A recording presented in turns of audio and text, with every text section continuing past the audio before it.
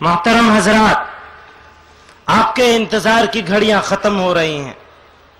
کسی شاعر نے کہا، نشان زندگی آمد، ہلال چرخ جاں آمد، مسیحا زمان آمد کہ وقت قیروان آمد، فروغ فضل رب آمد، شہ عالی نسب آمد، خوشا جانے طلب آمد، زہ مطلوب جاں آمد، ببی صدر جمعیت پریشان از پہ ملت، ببی صدر جمعیت پریشان از پہ ملت، مثال مرغ بسمل دل فگار و دل تپا آمد، یزیدان زمان چون سرکشند از فتن سامانی، زہ ابن حسین ماں حسین ای زمان آمد۔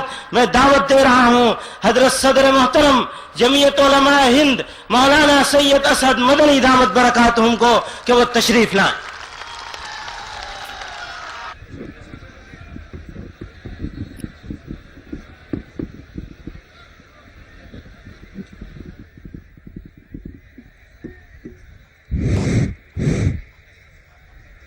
الحمد لله نحمده ونستعينه ونستغفره ونؤمن به ونتوكل عليه ونعوذ بالله من شرور أنفسنا ومن سيئات أعمالنا،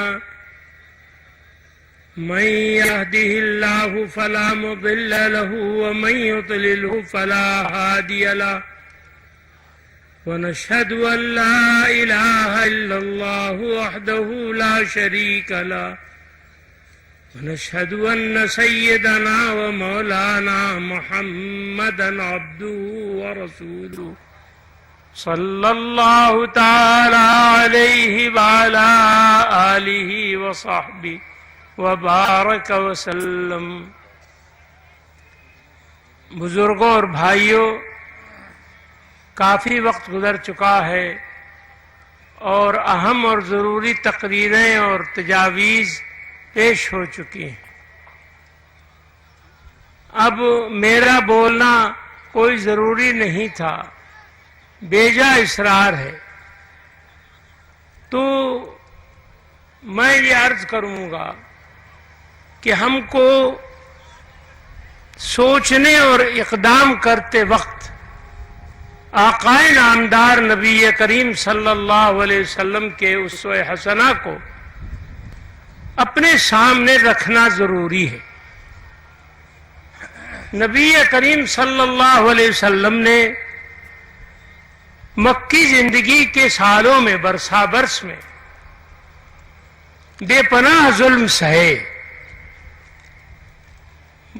مار پیٹ، پتھر، کانٹے، کوئی ظلم، عورتوں، مردوں، بچوں کے قتل، کوئی چیز ایسی نہیں جو نہ ہوئی ہو۔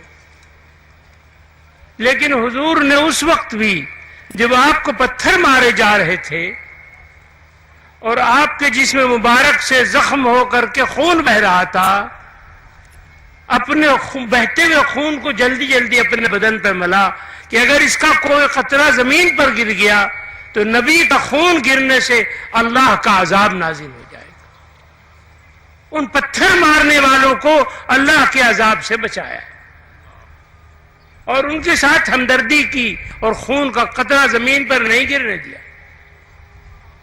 اسی حالت میں زخموں سے چور، برے حال میں، تکلیف میں شدید، تمام جسم خون سے، زخموں سے چور چور تھا، آپ پتھر کی چٹان پر آرام فرمانے کے لیے، سستانے کے لیے تشریف فرما ہو گئے، بیٹھ گئے۔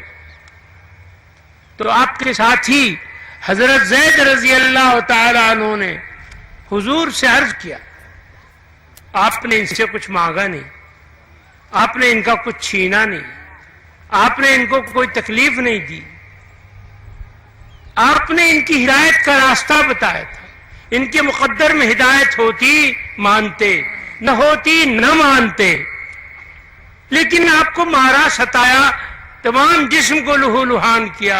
ایسے بد نصیب، ایسے معاند، ان کے لیے بد دعا کیجیے خدا ان کو غارت کر دے۔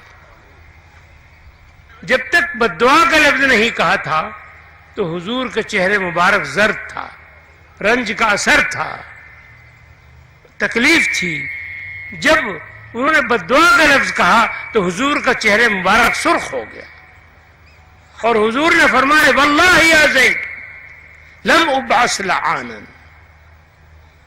قسم خدا کی زید، اللہ نے مجھ کو لعنتیں بھیجنے والا، بددعائیں دینے والا، برباد کرنے والا بنا کر نہیں بھیجا ہے۔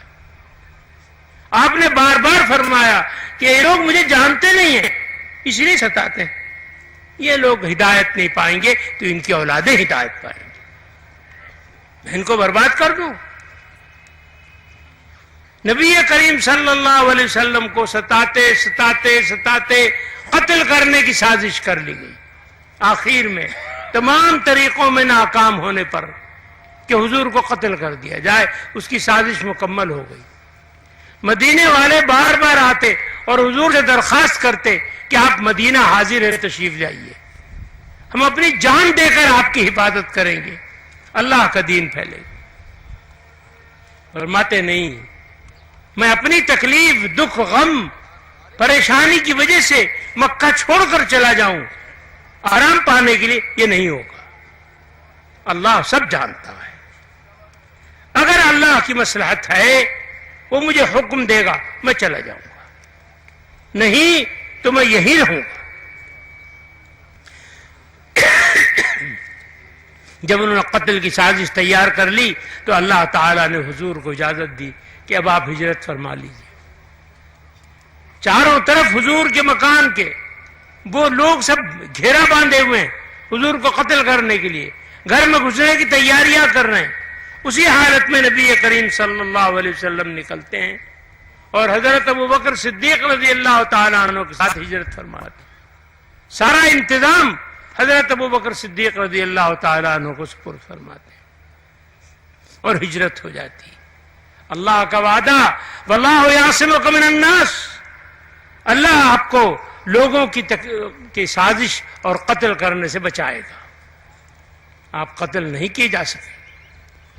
چنانچہ حضور مدینے پہنچ جاتے ہیں۔ مدینے کے لوگوں نے، بچوں نے، بچیوں نے، مردوں نے، عورتوں نے جشن منایا، حضور کا استقبال کیا، سب مدینہ نکل آیا، سب لوگ اپنے اپنے گھر اتارنا چاہتے تھے۔ حضور نے فرمایا نہیں، اونٹنی کی مہار ڈال دو، جہاں اللہ کا حکم ہوگا وہاں اونٹنی بیٹھے۔ حضور اتر گئے، مسجد قیام فرمایا۔ حضرت ابو ایوب انصاری رضی اللہ تعالیٰ عنہ کو مکان۔ بہرحال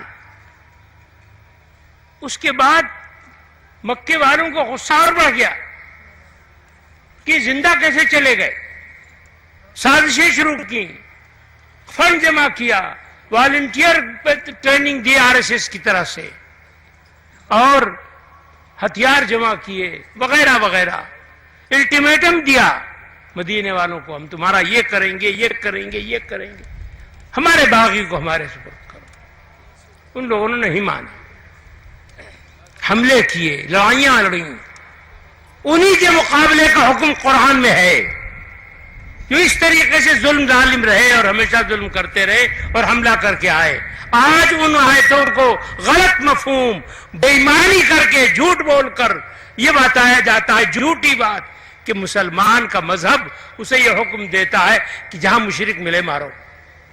اگر ایسا ہوتا تو تقریباً 900 برس اس ملک میں کروڑوں مسلمان گاؤں گاؤں ہندوؤں کے ساتھ، غیر مسلموں کے ساتھ بھائی چارہ، بھائی بہن، ماں باپ، ماموں چچا، رشتہ دار، تعلق، اچھے پڑوسی زندگی گزارتے چلے آ رہے ہیں، اور کسی مشرک کو، کسی مسلمان نے کہیں مشرک ہونے وجہ سے قتل نہیں کیا۔